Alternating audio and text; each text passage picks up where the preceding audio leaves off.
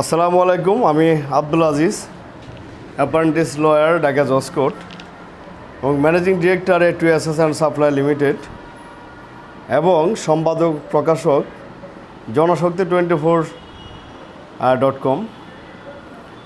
আশা করি প্রত্যেকেই ভালো আছেন।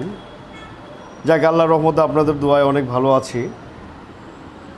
আসলে এই মাঝে মাঝে এমন কিছু ঘটনা মনে পড়ে যায় বা বলতে ইচ্ছা করে যে আসলে বাংলাদেশটাতে জন্ম না নিয়ে মনে হয় অন্য কোনো কান্ট্রিতে জন্ম নিলে মনে হয় ভালো হতো। কারণ বাংলাদেশে ব্যবসা বাণিজ্য করে কেউ বলতে আমি বা এখন পর্যন্ত সুফল তেমন পাচ্ছি না। কারণ হচ্ছে অনেকেই আশ্বাস দেয় এটা করবে সেটা করবে, এটা এইভাবে করেন, এটা ওইভাবে করেন। আসলেই প্রত্যেকটা সেক্টর থেকে যখন অ্যাপ্লাই করা হয় আসলে লাস্টে গিয়ে রেজাল্ট দেখা যায় জিরো। যে লাস্টে গিয়ে রেজাল্টটা যেখান থেকে আসবে এমন একটা ব্যক্তির কাছে সেটা মুঠোয় আটকানো, যেখানে তার কাছ থেকে ছুটে আনতে গেলে অনেক হ্যাম্পারিং হতে হয়। দেখা গেছে যে ব্যবসা করতে গিয়ে প্রফিট করবেন আপনি 50,000 টাকা, কিন্তু লাস্টের যে লোকটা আছে তাকে আপনি 20,000 টাকা ঘুষ দিতে হবে, নয়তো বসে আপনি কাজটা পাবেন না। আলটিমেটলি দেখা গেছে যে পরিমাণ টাকা আপনি ইনভেস্ট করবেন সেই পরিমাণ টাকা সেখান থেকে আর্ন করে আনা যায় না, বরঞ্চ দিন শেষে হচ্ছে এটা একটা লসের ভাগের মধ্যে থাকে।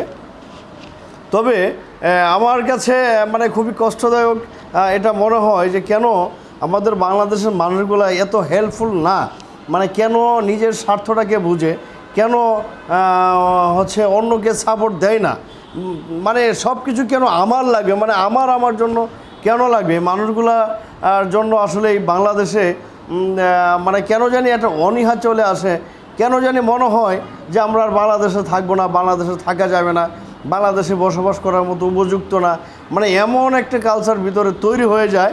যাই আল্লাহ মাফ করুক, যেহেতু আমরা বাংলাদেশে থাকতে হবে, বাংলাদেশে বসবাস করতে হবে, এরপরেও কিন্তু কেন জানি মানে মনের ভিতরটা চাপা কষ্ট রয়ে যায়, অনেক সমস্যা দেখা দেয় এই বাংলাদেশে বসবাস হচ্ছে করার জন্য। তো আশা করি যাই হোক, মানে আপনারা কোনোভাবে নেগেটিভলি নেবেন না, কেননা প্রত্যেকটা কথা আসলে বুকের ভিতর থেকে বা কষ্টের কারণে বলা হয়। যে বাংলাদেশে আমরা যে পরিমাণ টাকা ইনভেস্ট করে একটা ব্যবসা করি, যদি এই পরিমাণ টাকা ইনভেস্ট করে যদি আমি বাহিরে কোথাও চলে যেতাম বা বাহিরের দেশে গিয়ে ব্যবসা করতাম, এর চেয়ে অনেক বেশি আমরা প্রফিট করতে পারতাম এই ব্যবসা বাণিজ্য করে। তো যাই হোক, আমরা এখন পর্যন্ত বিজনেস করছি, আল্লাহর রহমতে ভালোভাবেই করছি। কারণ প্রত্যেকটা জায়গা থেকে আমাদেরকে শুকরিয়া আদায় করতে হয়, না হয় আল্লাহ তাআলা বেজার হবেন, কষ্ট পাবেন।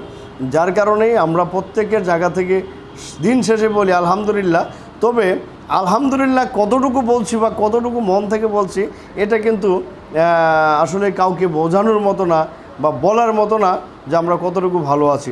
যাক, দিন শেষে আমরা অনেক ভালো আছি, এই জন্য সকলকেই ধন্যবাদ।